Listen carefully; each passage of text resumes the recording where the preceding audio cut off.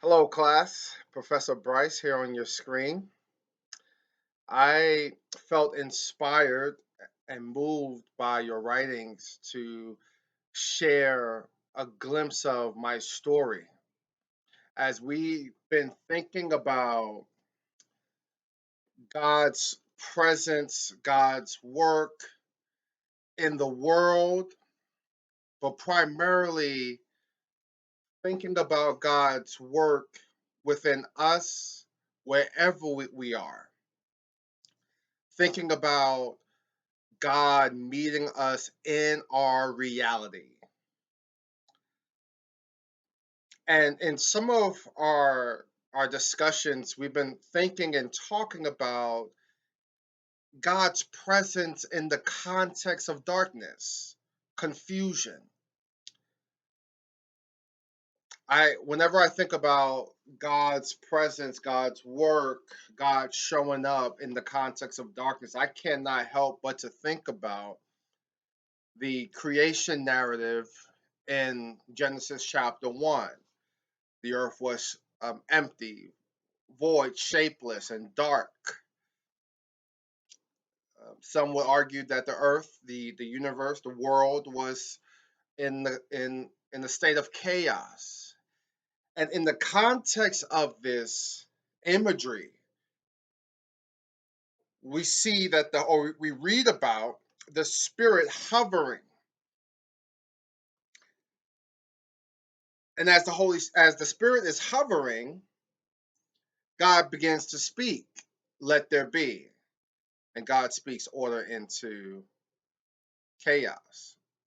And I am a preacher, so my preaching vein just flared up, and I just feel like preaching right about now. But I want to talk about more specifically the idea of God being present in the context of our confusion, in the context of our question mark, our chaos.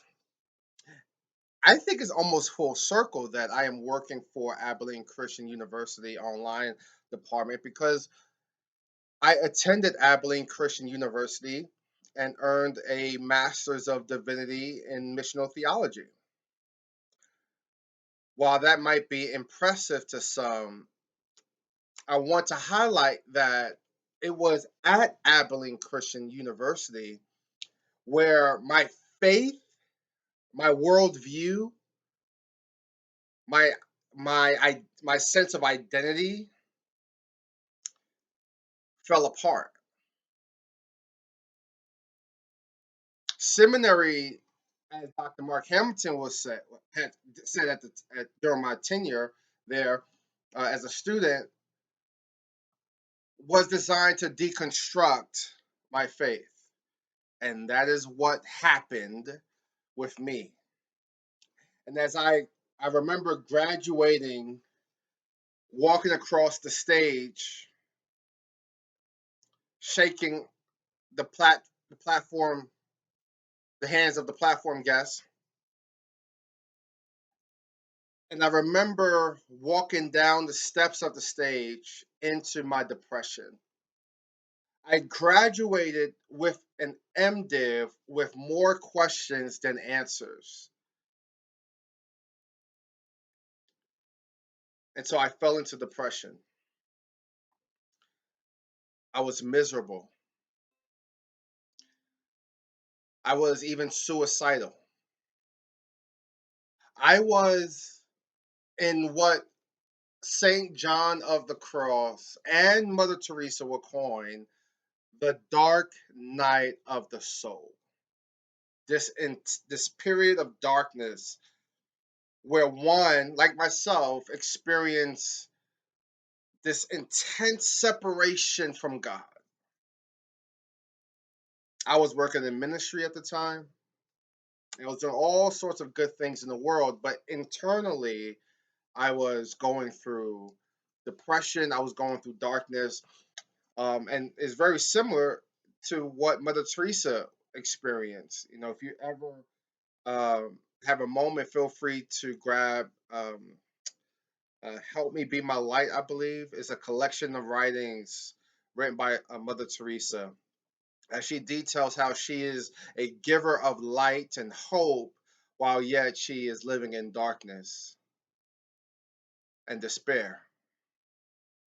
And so for 5 long years, I was working in ministry, leading, doing all the things that one will deem as responsible, purposeful, inspirational. Yet within my heart, within my mind, within my spirit, I was lost.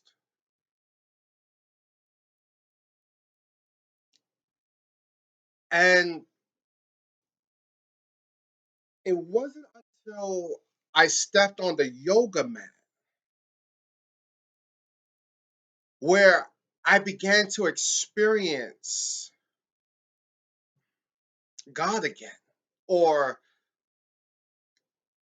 began to reconnect with God. It wasn't until I learned the practice of meditation where I began to hear God's voice again. And it inspired me so much to where I decided to launch a nonprofit called Yoga for Philly, 501(c)(3), to make yoga and meditation accessible to everyone everywhere. I did not go to school to be an entrepreneur. I did not go to school to be an executive director. I did not go to school to start a nonprofit.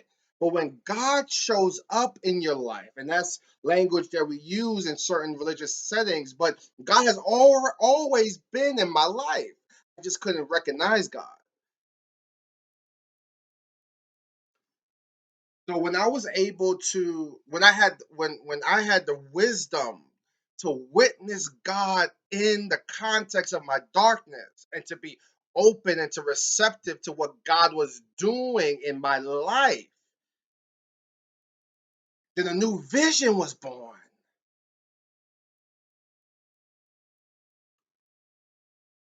And so my point is, and there's more variables to the story, but I just wanted to quickly share my story, but yet also offer as a thought that wherever you are, I feel like the preaching in me is coming out. Wherever you are in your life, in the context of your question mark, know that God is present, and at the right time, God will reveal God's self to you.